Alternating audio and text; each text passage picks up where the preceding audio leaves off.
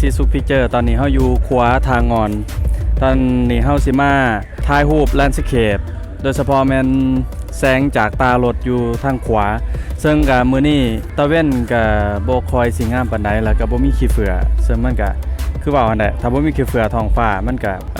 องค์ประกอบมันก็สิบ่อย่างงามปานใดในความคิดส่วนตัวมื้อนี้เฮาสิเก็บหลังจากที่ตะเว้นลงแน่หน่อยนึงเฮาสิเก็บท้องฟ้าไว้แล้วก็ถ่ายเส้นที่เป็นเส้นจากตารถเส้นไฟจากตารถซึ่งกับมื้อนี้ก็สิมีเทคนิคหรือว่าวิธีการในการถ่ายเดี๋ยวสิบอกให้ฟังว่าถ่ายแนวใดหรือว่ามีเทคนิคแนวใดในการถ่ายเนาะ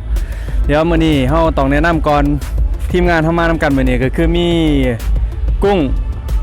งเวกเตอร์หรือกุ้งพิกเจอร์กุ้งพิกเจอร์แล้วก็มีเล่นบ่เล่ยังก็โฟโต้แอลเล่โฟโต้แอลเรียกว่ามานำกันมื้อนี้รายการมื้อนี้เฮาก็สิมาพร้อมกับกล้องน้อยนี่ Sony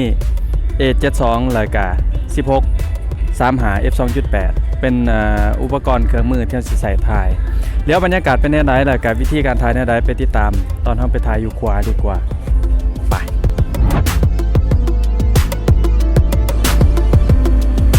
โอเคเนาะนี่ตอนนี้เฮามาฮอดขวาแล้วก็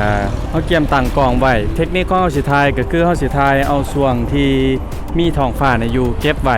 แต่ว่ากล้องเฮาสิบ่เคลื่อนเฮาสิตั้งอยู่จุดเดิมเฮาพยายามหามุมที่เฮามักที่สุดแล้วก็ถ่ายเก็บไว้แล้วก็หลังจากที่ตะเว้นมืดลงไปแล้วก็สิรถเขาก็สิเปิดตารถแล้วก็เปิดตาถ่ายรถเขาซึ่งช่วงนั้นแหละเฮาก็ตั้งสปีดตั้งการถ่ายเพื่อให้มันได้เส้นการยืดของเส้นวิธีการตั้งค่าในการถ่ายของเฮาก็คือ1นี่แม่นตัวทำอิฐคือ ISO เฮาเอาไปที่ห้อยไว้เลยแล้วก็2มาเนี่ยเป็น F เอาไปที่ F แคบๆเพื่ออยากได้เส้นที่คมที่สุดแล้วก็เส้นของไฟถ่ายอยู่นี่เขาเปิดไฟก็สิเป็นไฟที่มันเป็นแสกๆแบบนั้นแล้วเฮาต้องการเฮาก็ต้องเอา F สูงๆคือในที่นี้เฮาเอาที่ F10 แล้วก็ส่วนสปีดชัตเตอร์หันเฮาก็สิเอา